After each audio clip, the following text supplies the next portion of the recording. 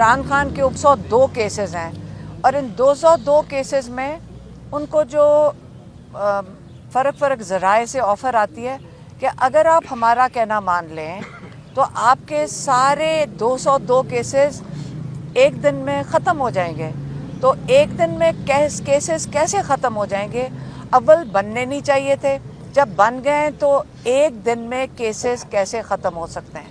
یہ ہمیں سب کو اس پہ سوچنا چاہیے کہ جب بنا دیتے ہیں تو 10 سال بھی اندر ڈال دیں گے. تو قانون اس وقت انصاف جو ہے، جو عمران خان کی کہتے ہیں میری پارٹی ہے تحریک انصاف، اس کا مقصد یہ تھا کہ سارے پاکستان میں جتنے بھی لوگ رہتے ہیں وہ قانون کے اوپر نہ ہوں. اور جب تک ہم قانون کے اندر لوگوں کو نہیں آئیں گے، سب کے لیے ایک انصاف کا نظام نہیں ہوگا، کہتے پاکستان کے آگے ترقی کرنا ناممکن ہے.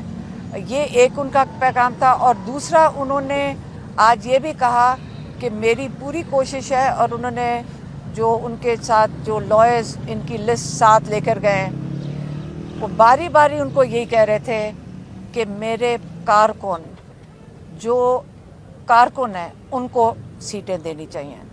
یہ نہیں ہے کہ وہاں پہ کس کا پیسہ زیادہ ہے.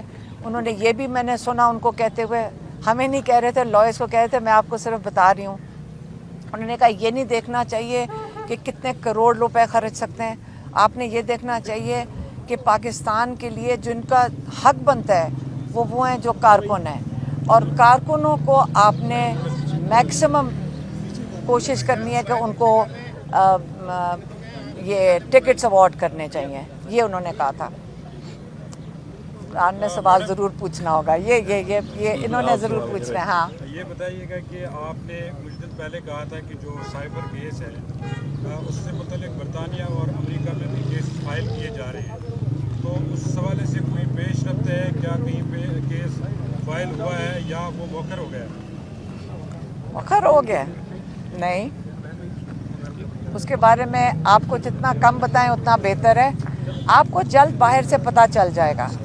ایک دو کیسز ایسے بھی فائل ہوئے ہیں، ضروری نہیں کہ ہم نے ڈائریکٹلی کیے ہوں، جس کے اندر وہ ڈیمانڈ کر رہے ہیں کہ یہ جو ہم جن سے جو ہم کر رہے ہیں یہ وہ والے نہیں ہیں. لیکن اب اس وقت ڈیمانڈ جا رہی ہے کافی پاکستانیوں کی طرف سے کہ جن کے رشتہ داروں کو یہاں پہ جن پہ تشدد کیا گیا، جن کی بزنسز ختم کی گئی ہیں، وہ کہہ رہے ہیں کہ وہ لوگ جو اس تشدد میں ملوث ہیں، جنہوں نے یہ کروایا ہے، ان کے ویزے کینسل کیے جائیں، کیونکہ وہ یہاں سے، اور ان کے جن کی جائیدادیں باہر ہیں ان کو بھی ضبط کیا جائے.